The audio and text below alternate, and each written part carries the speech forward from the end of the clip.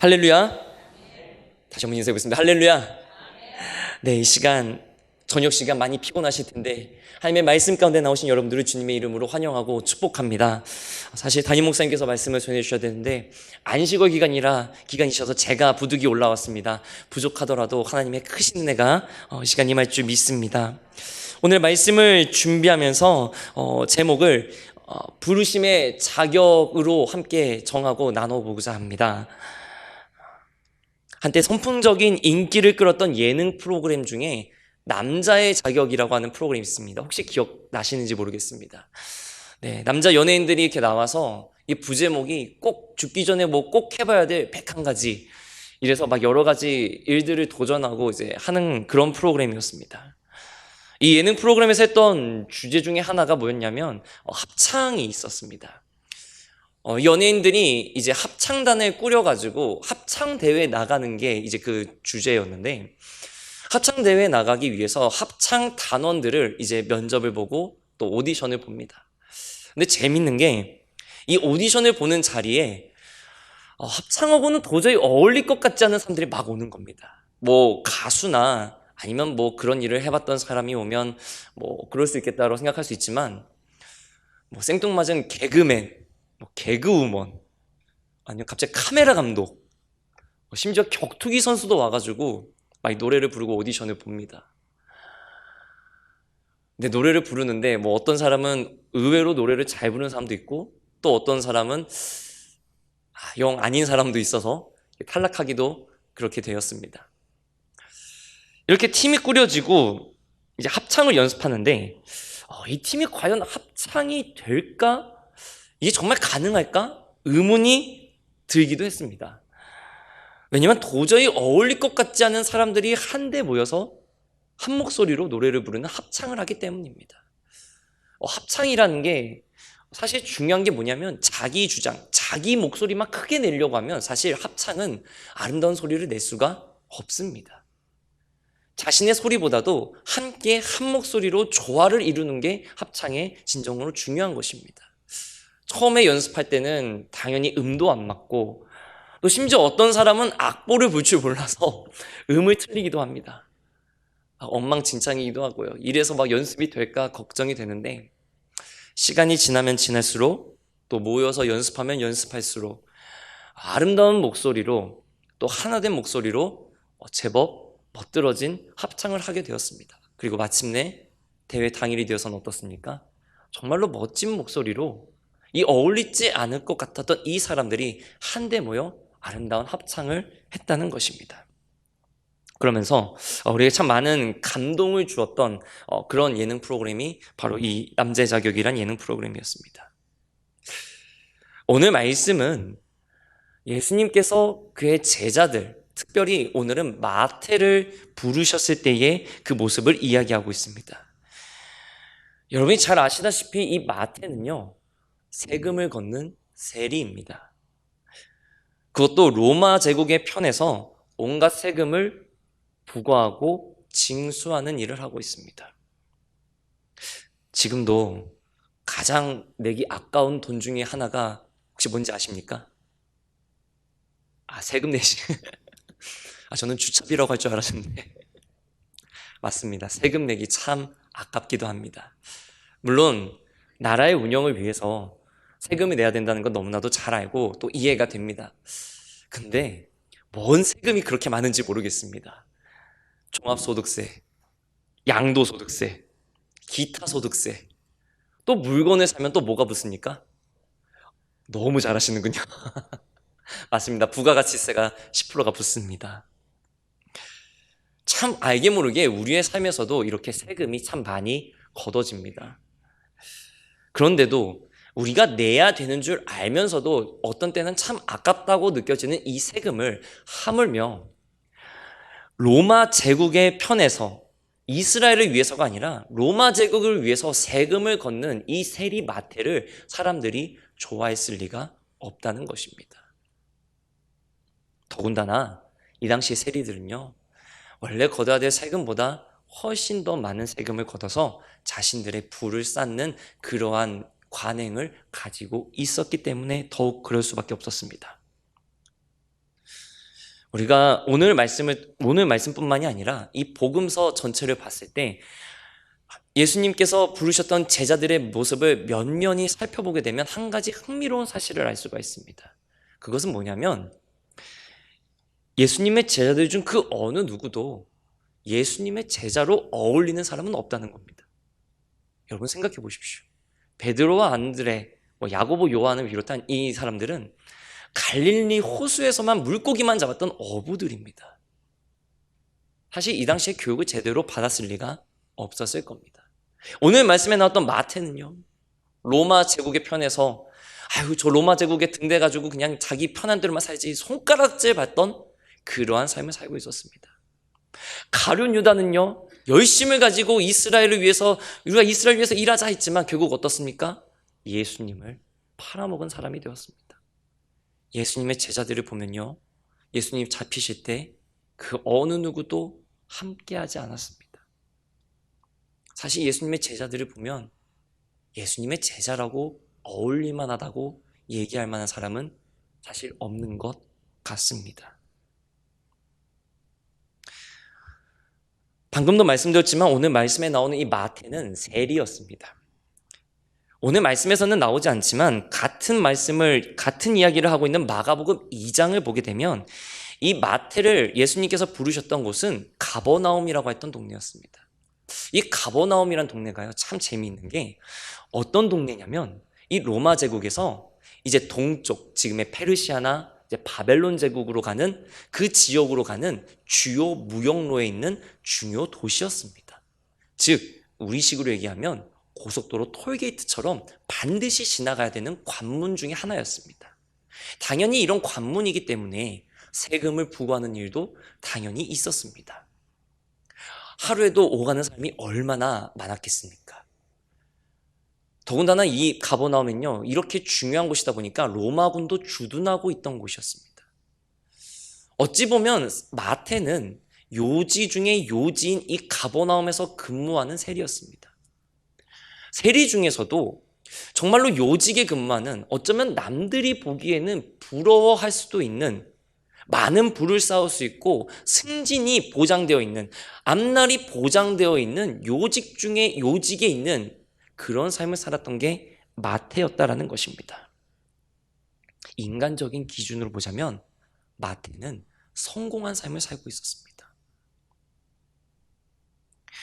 그런데 여러분, 우리가 여기서 마태가 단순히 세리였다라는 것을 넘어서 한 번 더 깊이 생각해 보기 원합니다.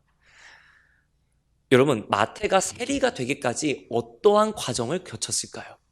여러분, 세리가 되려면, 세금을 징수하는 세금 공무원이 되려면 무엇을 잘해야 되겠습니까? 뭘 잘해야 될까요? 네, 계산을 잘해야 될 겁니다. 세금을 얼마 내야 되는지, 얼마를 부과할 수 있는지, 또 뭘 잘해야 되냐면 세법을 정확하게 알고 있어야 될 겁니다. 왜냐하면 그냥 거둘 수는 없습니다. 법에 근거해서 거둬야 됩니다. 그렇기 때문에 법을 누구보다 잘 알고 있었을 겁니다. 더구나 또 뭘 잘했겠습니까? 감정에 휩쓸리지 않고 냉철하게 일할 수 있어야 됩니다. 여러분 생각해 보세요.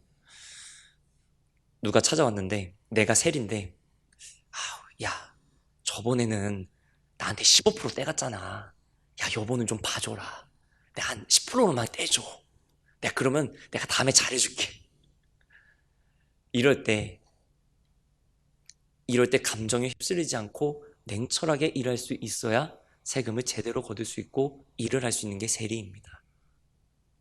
어쩌면 마태는 이러한 일들에 익숙해져 있었을 겁니다. 더군다나 여러분, 이러한 일들을 감당하기 위해선 마태가 그러한 능력을 갖추고 있어야 됩니다. 직업이 대물림되는 고대의 특성상 아마 이 마태도 아버지가, 그 집안이 세리 집안이었을지 모르겠지만 아무런 능력이 없는 사람을 세리로 앉혀놓지는 않습니다. 여러분, 더하기 빼기도 못한데 세금 거두라고 하면 거둘 수 있겠습니까? 못할 겁니다. 아마 이 마태도요, 그 당시 기준으로 보자면 굉장히 많은 교육을 받았을 거고 굉장히 좋은 집에서 또 그럴 수 있는 재력이 뒷받침된 상황에 있었을 겁니다.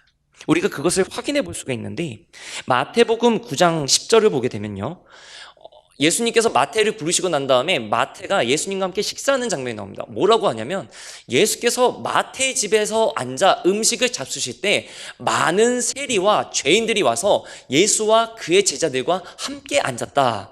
또 똑같은 말씀을 하는 누가복음 5장을 보게 되면 레위가, 여기서 마태가 레위죠, 레위가 예수를 위하여 자기 집에서 큰 잔치를 하니 세리와 다른 사람이 많이 함께 앉아 있는지라. 여러분, 2000년 전에는요, 냉장고가 없습니다. 배달도 안 됩니다. 근데도 오늘 마태가 예수님을 대접하기 위해서 뭘 했습니까? 큰 잔치를 벌였습니다. 예수님을 만난 그날에 예수님만 단둘이 가가지고 예수님 저 옆에 함흥관 가서 저기 갈비탕이라도 한 그릇 하시죠, 이런 게 아니라 저희 집 가셔가지고 저희가 아주 큰 잔치 할 테니까 아주 그냥 푸짐하게 드십시오. 그래가지고 아주 잔치를 크게 열렸다는 것입니다. 그것도 예수님만 초청한 게 아니라 같이 일하는 세리와 다른 사람들, 특별히 죄인들이라고 표현했던 이방인들과 예수님의 제자들도 포함해서 수많은 사람을 다 초대해가지고 잔치를 벌여 먹였다라는 것입니다. 여러분, 2000년 전에 이만한 일을 하려면 상당히 많은 재물이 필요했을 것입니다. 마태는 그걸 감당할 만한 재력이 됐다라는 것입니다. 이만한 재력과 세리라는 직업을 갖추기 위해서, 그만한 자격을 갖추기 위해서 마태는 일평생 노력했을 겁니다. 열심히 공부했을 거고요, 열심히 연습했을 거고요, 열심히 일을 했을 겁니다. 그 일생을 열심히 살면서 재물과 명예를 얻기 위해 그의 땀방울을 흘렸을 겁니다. 그리고 실제로 그것을 달성했습니다. 하지만 이렇게 노력하며 살아왔던 마태도 재력이 충분히 넘칠 만큼 있고 남부럽지 않은 삶을 살 것 같은 이 마태도 갖추지 못한 게 있었습니다. 그게 바로 예수님을 통한 구원의 확신이 없었다는 겁니다. 아무리 돈이 많아도, 아무리 부족한 게 없어도 예수님을 통한 구원의 확신을 가지지는 못했다는 겁니다. 언제까지냐면 예수님을 만나기 전까지는 말입니다. 아마 마태는 이런 고민을 했을 겁니다. 도대체 나는 왜 사는 걸까? 내가 왜 재물을 모으고 있을까? 이렇게 돈이 많은데 왜 나는 허무할까? 왜 이렇게 내 삶은 공허하기만 할까? 죽으면 다 끝이 아닐까? 이런 고민이 마태를 짓누르고 있었을 겁니다. 마태복음 9장 9절을 다시 한번 보게 되면요, 예수님께서 마태를 부르실 때 나를 따르라 부르셨습니다. 마태야, 이제 그만 나를 따라와라. 그때 마태가 어떻게 행동했습니까? 어떻게 행동했습니까? 일어나 따랐습니다. 예수님 잠시만요, 저 이거 바쁜 거 이거 하나만 제가 처리하고 갈게요. 예수님 잠시만요, 제가요 다음 주에 월급날이거든요. 자, 그것만 받고 갈게요. 그게 아니라 예수님이 부르셨을 때 그때 일어나 예수님을 따라갔다라는 것입니다. 이러한 결정을 내리기까지 마태가 어떠한 삶을 살았을지, 얼마나 마음속으로 고민하고 힘들어했을지를 우리가 한번 생각해 보게 됩니다. 하지만 세리라는 자격을 갖추기 위해서, 그리고 부를 갖추기 위해서 그러한 자격을 갖추려고 수많은 노력을 했던 그 마태가 이제는 일평생 쌓아왔던 그 모든 것을 내어 던지고 예수님을 따라가게 됐다는 것입니다. 재물이 아니라 재물로도 채울 수 없었던 자신의 그 마음을 이제 구원의 확신을 가지고 예수님을 따라가게 됐다는 것입니다. 오늘의 말씀을 통해서 우리는 부르심에 대해 세 가지를 한번 나눠보고자 합니다. 첫 번째는요, 예수님은 우리가 자격이 있어서 부르신 게 아니라는 겁니다. 내가 자격이 있어서, 돈이 많아서, 능력이 돼서 주님이 나를 부르신 것이 아니라는 겁니다. 자격증이나 고시 공고, 시험 공고를 보면요, 이거를 응시할 수 있는 응시 자격이 있습니다. 뭐 대한민국 국민이라든지 나이는 몇 세 이상이라든지 학력은 어느 정도 돼야 된다든지라는 그러한 요건이 있습니다. 또 회사 면접을 볼 때는 지원을 할 수 있는 지원 자격이 있습니다. 우리 회사는 이러한 일을 하기 때문에 이러한 일을 할 수 있는 사람이거나 혹은 경력을 가진 사람을 뽑습니다. 라는 지원 자격을 공고합니다. 사람의 일에는 자격이 필요합니다. 그래서 국가나 혹은 기관에서 일정한 교육이나 또 시험을 통해서 뭘 발급합니까? 자격증을 발급합니다.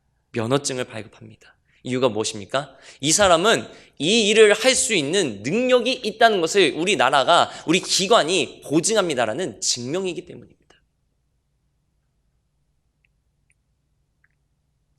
성도 여러분, 그렇다면 한번 생각해 보시기 바랍니다. 예수님께서 만약에 믿음의 자격증을 요구하시면 과연 그 자격을 누가 가질 수 있겠습니까? 영재야, 야, 너 이번 달에는 헌금 이 정도는 해야 되고, 너 예배는 이 정도 드려야 되고, 너 헌신은 또 이렇게 해야 돼.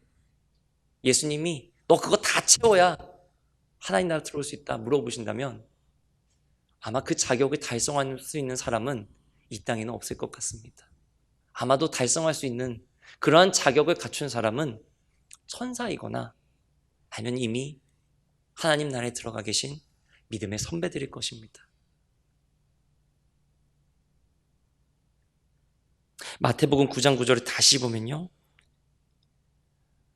예수님께서 마태를 부르실 때 마태의 모습이 나옵니다. 예수께서 그곳을 떠나 지나가시다가 마태를 아는 사람이 세관에 앉아 있는 것을 보셨다라고 했습니다. 여러분, 마태는요, 예수님을 만났을 때 예수님을 위해서 무언가를 하지 않았습니다. 예수님께 잘 보이려고 뭔가를 하고 있었던 게 아니라 그저 자기 일 하느라 바빠 있었다라는 것입니다. 아이고, 예수님 오셨어요. 아이고, 뭐 바쁜데 뭐 여기까지 오셨어요. 이제 시원하게 바카스도 한 잔 있으니까 하나 드시고 가세요.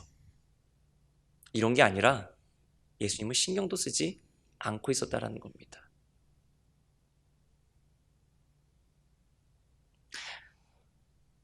제가 말씀드리고 싶은 게 뭐냐면 예수님이 조건을 따지신다면 과연 그 조건을 누가 만족할 수 있겠냐는 것입니다. 사실 예수님 성에 찰만한 제자면 아마 이 땅에 없을지도 모르겠습니다. 예수님에게 걸맞는 제자, 우리가 생각하는, 또 예수님이 생각하는, 그래, 내 제자라면 이 정도는 돼야지라고 하는 그 자격을 갖추려고 한다면 사실 이 땅에 그 누가 예수님의 부름을 받을 수 있겠습니까? 더 깊이 들어가면요, 지금 내가 믿음을 가지고 있다 하지만 과연 나는 그 조건을 갖추고 있는지를 저 스스로에게도 한번 물어보게 됩니다. 저도 목회자지만요, 아직 한참 부족하고요, 아직 한참 더 배워야 되는 햇병아리 같습니다. 그게 실제로 맞습니다. 아직 부족한 게 너무 많아서 정말로 내가 목회자로서의 조건을 갖췄는가? 너 정말 영재야, 너 정말 예수님 말씀대로 살고 있냐? 물어보면 저의 솔직한 대답은 그러지 못하고 있는 것 같습니다. 그게 저의 솔직한 대답입니다. 사실 저는 갖추고 있는 게 없습니다. 그런데요, 하나님이, 예수님이 조건을 따져 묻지 않으신 게 얼마나 감사한지 모릅니다. 예수님이 저한테 영재야, 너 그거 가지고 되겠어? 조건을 따져 묻지 않아 주시는 것이 얼마나 감사한지 모르겠습니다. 그리고 그런 저를 붙잡아 주신 하나님께 감사를 드리게 됩니다. 주님을 향한 감사가 넘쳐나는 저와 우리 성도님들 다 되시기를 주님의 이름으로 기도드립니다. 그렇기 때문에 두 번째는 뭐냐면 예수님은 우리를 은혜로 부르셨습니다. 믿으십니까? 예수님은 우리를 은혜로 부르셨다는 겁니다. 예수님은 마태를 부르실 때도 자격을 보고 부르지 않으셨습니다. 9절 말씀을 다시 보게 되면요, 예수님께서 이 마태라는 사람이 세관에 앉아 있는 것을 어떻게 하셨습니까? 보셨습니다. 아무것도 해준 게 없는, 자기 일 하느라 바쁜 이 마태를 그저 보셨다라는 것입니다. 여러분, 한번 세관을 생각해 보세요. 얼마나 많은 사람들이 하루에도 왔다 가겠습니까? 더군다나 이 가버나움은요, 아까도 말씀드렸지만 주요 무역로에 있는 도시입니다. 얼마나 많은 물건들이 오가고 얼마나 많은 사람들이 오가면서 막 실갱이도 하고 이거 일 처리 안 된다고 왜 이렇게 민원도 넣고 얼마나 바빴겠습니까? 그 수많은 사람들 중에서 어쩌면 예수님의 제자로 더 어울리는 사람이 있었을지도 모릅니다. 그 수많은 사람들 중에서 어쩌면 예수님에게 더 걸맞는 마태보다 훨씬 더 능력 있고 경건하고 믿음이 있는 그런 사람이 있었을지 모릅니다. 그런데요, 오늘 말씀에서 예수님은 누구를 부르셨습니까? 마태를 부르셨습니다. 세관에 앉아서 자기 일 열심히 하고 있는, 자기한테 아무것도 해준 게 없고 아무 공로도 없고 아무런 자격이 없는 그 마태를 그저 부르셨다라는 것입니다.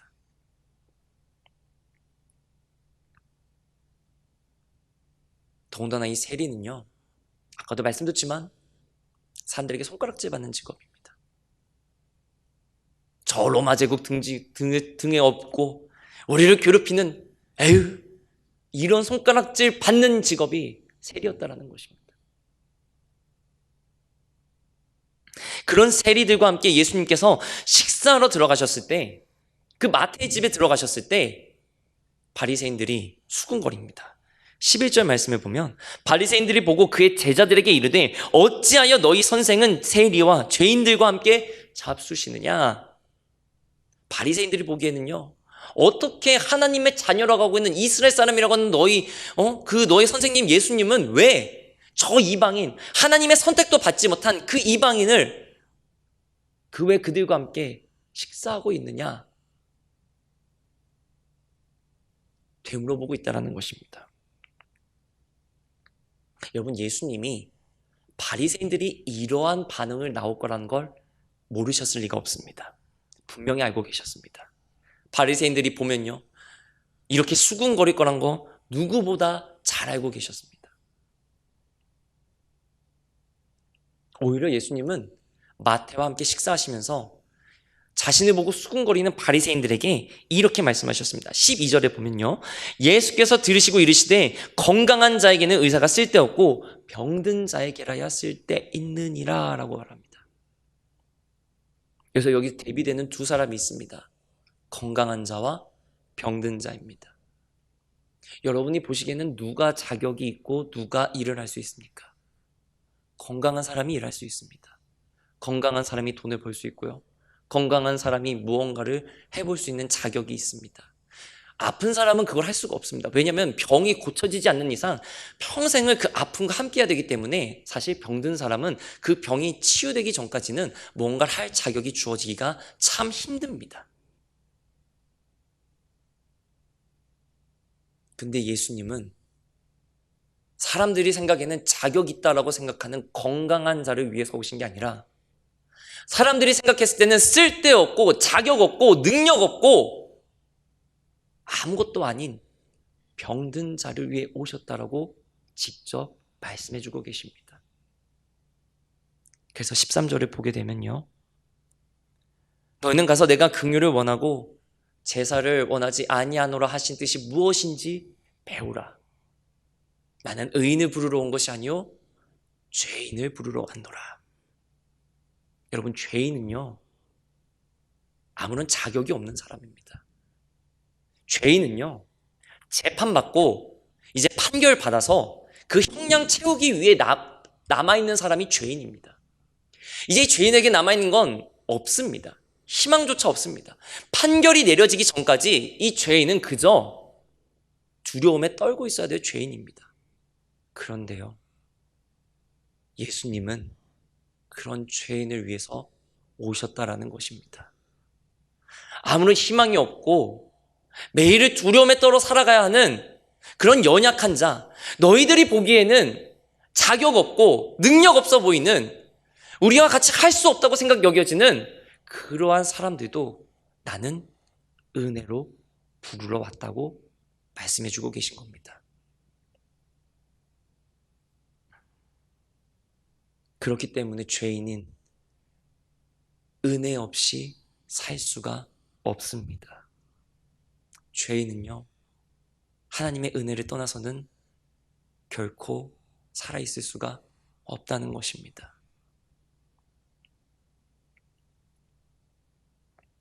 우리를 부르신, 아무런 자격이 없음에도, 아무것도 드릴 것이 없음에도 우리를 하나님의 자녀로 불러주신 예수님의 그 은혜가 날마다 우리의 삶에 충만하기를 주님의 이름으로 기도드립니다. 부르심에 관해서 우리가 세 번째로 나눠볼 거는요, 그렇기에 우리는 예수님의 부르심에 순종해야 됩니다. 9절을 다시 보게 되면요, 예수님께서 마태를 부르실 때 뭐라고 말씀하셨습니까? 나를 따르라 라고 하셨습니다. 마태야, 이제 그만 나 따라오너라 부르셨다라는 겁니다. 마태를 부르실 때만 나를 따르라 한 것이 아니라 베드로를 비롯한 어부들을 부르실 때도 어떻게 말씀하셨냐면요, 마태복음 4장 19절에 보면 말씀하시되 나를 따라오라, 나를 따라오너라, 예수님이 부르셨다라는 것입니다. 나를 따르라, 즉 지금까지 너희가 무엇을 따르고 살았든 어떤 삶을 살았든 이제는 오직 하나님의 아들 나 예수 그리스도를 따르고 살아가야 된다라고 지금 제자들을 부르시고 있다는 것입니다. 너희가 지금까지는 어떠한 삶을 살았지 모르고 사람들에게 어떠한 대접을 받았을지 모르지만 내가 너를 불렀으니까, 내가 너를 내 제자로, 내 사람으로, 하나님의 자녀로, 은혜로 불렀으니까 이제는 나를 따라오너라, 예수님이 부르셨다는 것입니다. 여러분, 누구를 따라 살아가고 계십니까? 세상의 가치를 따라 살아가고 계십니까? 아니면 예수님의 말씀을 따라 살아가고 계십니까? 우리가 예수님의 부르심에 순종한다라고 하는 것은 예수님의 말씀대로 살고자 결단한다는 것입니다. 비록 아무런 대가 없이 은혜로 나를 불러주셨지만 그 은혜대로, 그 말씀대로 이제는 내가 살기로 주님 결심하겠습니다, 결정하고 그렇게 사는 것을 말합니다. 여러분, 육상 선수들 보면요, 그 모습이 어떻습니까? 막 모피 코트에 패딩에 이렇게 입고 뜁니까? 아닙니다. 아주 가볍게 하고 뜁니다. 가벼운 옷을 입고요, 심지어 몸무게를 주려고 어떤 선수는 머리까지 밀어버립니다. 또 신발은요, 일반적인 신발이 아니라 잘 뛸 수 있는 특별히 제작된 그러한 신발을 신고 뜁니다. 그리고 이 운동선수들은 잘 뛰기 위해서 어떻게 합니까? 끊임없이 훈련하고 몸을 가볍게 만듭니다. 왜 그렇습니까? 1등을 하기 위해서입니다. 결승선을 통과하기 위해서입니다. 그래서 고린도전서 9장 24절에 사도 바울이 믿음에 관해 얘기할 때 이렇게 비유합니다. 운동장에서 다름질하는 자들이 다 달릴지라도 오직 상을 받는 사람은 한 사람인 줄을 너희가 알지 못하느냐? 너희도 상을 받도록 이와 같이 뭐라고 하십니까? 다름질하라. 걸어가라고 하신 게 아니라 다름질하라고 합니다. 뛰어가라고 하는 겁니다. 그것도 그냥 천천히 조깅하는 게 아니라 어떻게 합니까? 전력을 다해 뛰어가라고 하는 겁니다. 왜? 1등을 하는 위해서. 1등을 해서 우승을 하기 위해서 모든 것을 희생하고 노력하는 저 육상 선수들처럼 우리도 믿음에 관해서는 그렇게 달려가야 된다고 하는 겁니다. 그러기 위해선 아무리 내가 좋아하는 것일지라도, 아무리 내가 하고 싶은 것일지라도 그것을 참고 인내하게 됩니다. 오늘 말씀에서 오늘 마태복음 9장에서 이제 마태를 예수님께서 부르실 때는 마태가 그냥 예수님을 따라간 것처럼 이렇게 얘기가 되지만 같은 이야기를 하고 있는 누가복음에서는 이 장면을 조금 다르게 표현합니다. 따라가는데 어떻게 따라가냐면요. 누가복음 5장 28절을 보면요. 마태가 모든 것을 버리고 일어나 따르니라. 평생을 이루기 위해서 노력했던 이 셀이라는 안정된 직업, 어찌 보면요, 지금 기준으로 보자면 억대 연봉에 노후까지 보장되어 있는 앞날이 확실한 그러한 일입니다.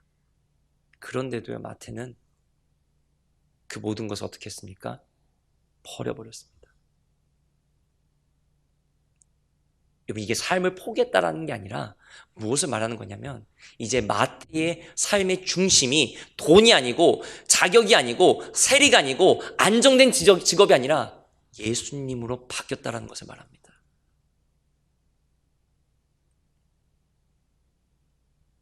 예수님께서 베드로와 안드레를 비롯한 어부들을 부르셨을 때도 어부들이 어떻게 했냐면요. 마태복음 4장 20절에 보면 그들이 곧 그물을 버려두고 예수를 따르니라. 어부들도 예수님께서 부르셨을 때 주님 잠깐만요. 이 그물은 제가 조금 이제 좀 정리를 해야 되거든요. 잠깐만 기다려 주셔이. 이렇게 하면서 그물을 정리하고 간 게 아니라 어떻게 했습니까? 그물을 그냥 버려두고 갔다는 겁니다. 이제 그물이 중요한 게 아닙니다. 물고기가 중요한 게 아닙니다. 예수님이 내 마음의 중심이 되셨다는 겁니다. 우리도 예수님의 부르심을 받았다는 건 이제는 우리의 삶의 방향과 목적이 예수님께로 맞춰졌다는 것을 말합니다. 그렇습니다. 순종을 정리하면 예수님께로 내 삶을 맞추는 것입니다. 저는 우리 성도님들이 예수님께로 삶을 맞추고 계신 줄 믿습니다. 그렇기에 예배의 자리를 나오고 그렇게 기도를 하시고 또 그렇기에 은혜를 받고 계신 줄 믿습니다. 네, 그렇습니다. 오늘 말씀을 좀 정리해 보도록 하겠습니다. 첫 번째는요, 부르심에 관해서 예수님은 우리가 자격이 있어서 부르신 게 절대 아니라는 겁니다. 우리는 아무 공로가 없습니다. 사실 예수님이 자격을 따지시면 아무도 그 앞에 설 수 없을 연약한 게 바로 우리 인간의 본 모습이라는 겁니다. 그런데 참 감사하게도 그렇게 주님께서는 우리를 은혜로 부르셨다라는 것입니다. 아무것도 묻지 않으시고 아무것도 요구하지 않으시고 그저 나를 따르고 믿어라. 이 한 가지만 요구하셨습니다. 그리고 세 번째로요, 은혜로 우리를 불러주신 예수님의 부르심에 우리가 순종해야 된다는 것입니다. 이제는 내 삶의 방향과 목적이 세상과 사람이 아닌 예수님이 돼야 한다는 것입니다. 오늘의 말씀을 결론을 내리자면 예수님의 부르심에 자격은 필요가 없습니다. 하지만 이 부르심의, 이 믿음의 가치는 내 삶의 열매를 통해 증명된다는 것입니다. 예수님은 우리를 값없는 은혜로, 한량없는 은혜로 불러주셨습니다. 그러나 그 은혜는 값을 부르지 않으셨다고 값싼 은총이 아닙니다. 우리를 죄에서 구원하신 죄인 스스로는 해결할 수 없는 그 문제를 직접 해결해 주신 너무나도 큰 은혜입니다. 그 은혜의 가치를 결정하는 것은 내 삶의 열매를 통해 드러나게 된다는 것입니다. 저와 우리 경교회 성도님 여러분 모두가 이 믿음의 가치를 끝까지 지켜내는 믿음의 품격으로 날마다 승리하시기를. 오늘 마태를 아무런 자격 없이 부르셨던 것처럼 우리도 자격 없지만 주님께서 불러주셨던 것과 같이 주님, 이제는 내가 예수님 말씀대로 살겠습니다. 이제는 내가 주님의 은혜대로 살겠습니다. 이 믿음의 고백이 떨어지지 않기를 소망합니다. 그래서 찬송가 중에도 어떤 찬송이 있습니까? 뭐가 있습니까? 세상 즐거움 다 버리고 세상 자랑 다 버렸네. 주 예수보다 더 귀한 것은 없네. 예수밖에는 없네.